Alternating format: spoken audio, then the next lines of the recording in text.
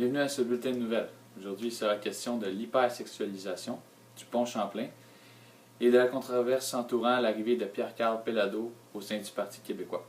Bonjour, mon nom est Raphaël Albuquerque et nous allons parler de l'hypersexualisation chez les jeunes. Pour ceux qui ne savent pas ce qu'est l'hypersexualisation, nous pouvons aussi appeler ça la sexualité précoce. Un petit résumé pour ceux qui ne savent pas qu'est-ce que c'est. On peut aussi appeler ça que c'est le fait que les enfants prennent des chemins plus courts pour atteindre l'âge adulte sur le plan sexuel. Le sexe entre ados et les concours de mini-miss sont des très bons exemples pour l'hypersexualisation.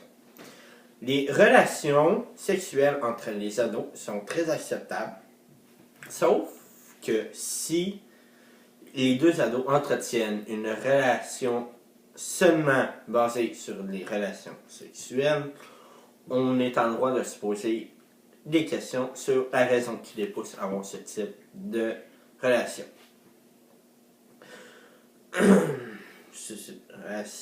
Les concours de minimis, eux, donnent une image réductrice de la femme, ainsi qu'une image faussement parfaite de celle-ci.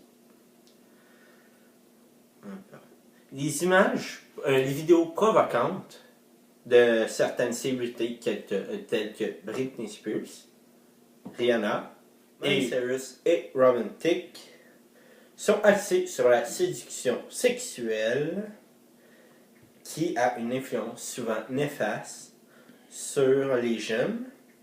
De plus, pour Francine Duquette, qui est professeur au département de sexologie de l'Université du Québec à Montréal, elle a reconnu que je peux comprendre qu'on se sente dépassé par ça. Il y a une culture populaire d'être hot, de dégager quelque chose de sexuel, de miser sur la séduction sexuelle. On le voit à travers la culture pop, c'est très présent. Et selon la coordonnatrice de l'organisation PIPQ, je veux dire, désolé, Geneviève Quinty, et la sexologue Jocelyne Robert, un très bon moyen de contrer ceci serait de ramener les cours d'éducation sexuelle dans les écoles primaires et secondaires. Madame Quincy dénonce le fait que les jeunes manquent de possibilités de parler de la sexualité. Elle a même dit « Les jeunes ont le goût de parler de relations, ils y croient à la relation, ça fait partie de leur rêve. » Ça fait près de 20 ans que Mme Quinty offre des ateliers d'information aux jeunes sur la prostitution juvénile, ainsi que de l'exploitation sexuelle. Aussi, on peut noter les paroles de Mme Robert. Tu peux avoir l'air hot de montrer tes seins sur le web, mais tu peux aussi te faire traiter de salope. Je ne suis pas sûr que c'est facile de gérer ça à 14 ans. Ça laisse des traces. Les jeunes ne réalisent pas qu'en exposant comme ça leur intimité avec des photos dénudées en position suggestive, ça peut les rendre vulnérables à des railleries, à des humiliations publiques, à des insultes. Maintenant, si je reprends mon exemple des concours de mini-miss, la ministre responsable de la condition féminine, Agnès Maltais, députée au Parti québécois, et qui fait partie de l'Assemblée nationale, pose la question suivante. Comment, après les luttes qui ont mené, après toutes les actions entreprises pour atteindre l'égalité entre les hommes et les femmes, un concours comme celui-là pourrait se tenir au Québec? Mme Maltais se réjouit de l'opposition qui est manifestée de la part des citoyens face à la tenue des amendements. Il faut tenir compte que plus de 50 000 personnes ont signé une pétition pour s'opposer à la venue d'un concours de la sorte à Laval. Depuis maintenant quelques mois, les gens retiennent leur souffle lorsqu'ils passent sur le pont Champlain. En plus, il occasionne toujours des bouchons de circulation. Plusieurs ingénieurs ont évalué l'état du pont et ont affirmé qu'il devrait être solidifié puisqu'il pourrait être dangereux pour la population. Les plus anxieux imaginent déjà des portions du pont glissées dans le fleuve Saint-Laurent, tandis que les plus pessimistes entrevoient avec horreur le cauchemar quotidien qui serait l'aller-retour entre Montréal et la Rive-Sud sans le pont Champlain. Le 28 juin 1962, on assiste à l'ouverture du pont Champlain, qui est un pont payant qui relie la Rive-Sud et Montréal. Les coûts de construction étaient d'environ 35 millions de dollars. Le 4 mai 1990, on abolit le péage sur le pont. Aujourd'hui, le pont il y a 50 ans, puis on n'a pas changé beaucoup de parties sur celui-ci. Les automobilistes sont nombreux à se plaindre, notamment sur les bouchons de circulation.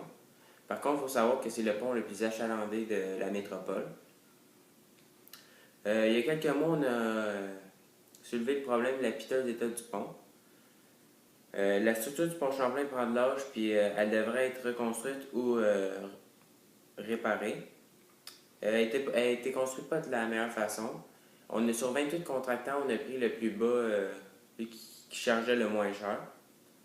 Le gouvernement tente de trouver des solutions qui ont plutôt longue à venir, peut-être qu'ils attendent que le pire s'arrive. Dans les alentours du 26 novembre, une poutre a été posée pour s'assurer que rien ne survienne. Le nouveau pont devrait être en place d'ici 2018. Par contre, il est fort probable que des coûts soient demandés pour emprunter le nouveau pont. Voici une liste de faits sur le pont Champlain. En fait, le pont a été construit de façon rapide et inefficace par les plus bas contractants, comme je l'ai dit plus tôt. Il est important de savoir que 60 millions d'automobilistes passent sur le pont Champlain chaque année. Depuis tant de temps, le pont Champlain est en mauvais état. Pour qu'il puisse durer jusqu'en 2018, il faudrait poser au moins 100 nouvelles poutres jusqu'à l'ouverture du nouveau pont. Un nouveau programme prévoit des dépenses globales de 400 à 500 millions seulement pour tenir le pont en place jusqu'en 2018. 45% du budget pour les infrastructures fédérales qui rend la réfection du pont Champlain entre 2014 et 2015. Le pont Champlain est le pont le plus ravagé de Montréal, mais c'est aussi le pont le plus achalandé de la métropole. Selon Nathalie Collard, une chroniqueuse de la presse, certaines parties du pont seraient dans un état acceptable, d'autres sections sont carrément inquiétantes. Deux scénarios sont envisagés, réparer ou reconstruire. Pour l'instant, on va plutôt de réparer ce pont-là jusqu'à ce que le nouveau soit ouvert. Donc, on parle de réparer le nouveau pont, l'ancien pont pour une reconstruction d'un nouveau pont. Ensuite, plusieurs parlent d'insérer un péage sur le pont. Lisiane Gagnon, éditorialiste chez La Presse, affirme que nous pourrions utiliser une technique virtuelle qui évite aux conducteurs de s'arrêter. C'est des appareils électroniques installés à des endroits stratégiques qui prendraient une photo des plaques d'immatriculation, ce qui permettrait de garder la circulation fluide. Ensuite, Bruno Bisson, un journaliste chez La Presse, affirme que dans le rapport de la firme d'ingénieurs Buckman et Taylor, il est indiqué qu'avec le temps, ça va être de plus en plus difficile d'intervenir. Même avec les interventions recommandées sur les 5 prochaines années, les probabilités de devoir fermer temporairement ou définitivement des voies augmenteront le plus longtemps le pont sera maintenu en opération. Donc, plus on va fermer de voies temporairement ou définitivement, plus le pont va durer longtemps, puis il va pouvoir tenir jusqu'en 2018, puis les coûts vont être moins. En ce moment, le gouvernement évalue des projets sur le futur pont. Peut-être qu'ils attendent qu'il arrive un incident parce que leurs actions se font tarder. Merci. À la grande surprise de certains, l'homme à la tête de Québécois, Pierre-Carl Péladeau, a annoncé récemment qu'il se lançait en politique pour le Parti québécois à Saint-Jérôme. Cette nouvelle a semé la controverse alors que plusieurs questionnent la crédibilité de Pierre-Carl à se lancer en politique, ainsi que le virage à droite de Mme Marois avec l'arrivée de son nouveau membre. Pierre-Carl Péladeau est un homme d'affaires québécois. Il est le fils du fondateur du groupe québécois Pierre Péladeau. Pierre-Carl a repris l'entreprise en 1999 et depuis, il est considéré comme l'un des 100 Canadiens les plus riches. Le joueur s'est joint au Parti québécois et son arrivée ne semble pas faire l'unanimité. Pourtant, Pierre Carl semble être un atout important pour l'économie du Québec. Lui qui veut venir en aide aux entrepreneurs et aux petites et moyennes entreprises.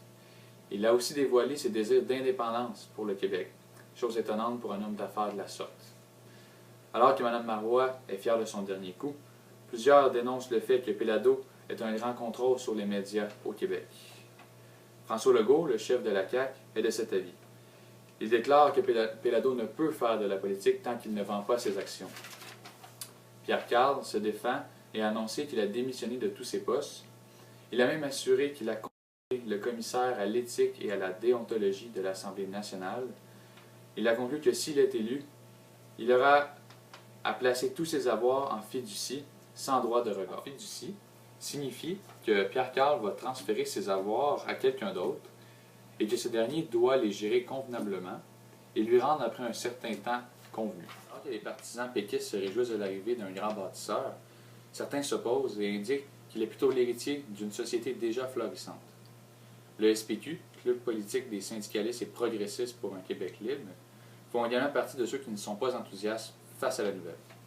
Marc Laviolette et Pierre Dubuc, président et secrétaire du SPQ Libre, ont rappelé que Pierre-Carl Péladeau est considéré comme l'un des pires employeurs que le Québec ait connu, avec 14 lockouts à son actif. La présidente de la Centrale des syndicats du Québec n'a pas non plus été très flatteuse à son égard, elle qui annonce la candidature de Pierre-Carl Péladeau d'inquiétante pour les travailleurs de la fonction publique. L'idée de Pierre-Carl Péladeau comme membre du Parti québécois n'est pas assez étonnante pour certains.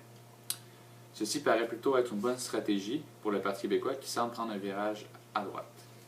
Alain Dubuc, chroniqueur à la presse, a fait remarquer qu'il y a un an, Marois appuyait les étudiants lors de la crise et promettait une fiscalité punitive pour les entrepreneurs. Aujourd'hui, elle abandonne les mesures fiscales promises auparavant, adoucit de façon extrême les révisions de la fiscalité des compagnies minières, en plus de se lancer dans des projets comme l'exploitation pétrolière. Toujours selon M. Dubuc, il y aurait plusieurs causes au nouveau mouvement du Parti québécois. Parmi celles-ci figure l'exercice du pouvoir qui a permis à Mme Marois de voir ce que sont les vraies affaires. Ou encore peut-être pour pouvoir séduire certains électeurs plutôt conservateurs. Le journaliste à la presse Patrick Lagacé voit les choses de la même manière et croit que Pierre-Carl Péladeau va devenir l'argument pour faire taire ceux qui reprochent au Parti québécois d'être nul en économie. M. Péladeau est-il aussi souverainiste qu'il le prétend? M. Dubuc démontre au contraire que ce dernier, par le passé, était très adroit dans sa conception du développement et aussi très dur avec les syndicats.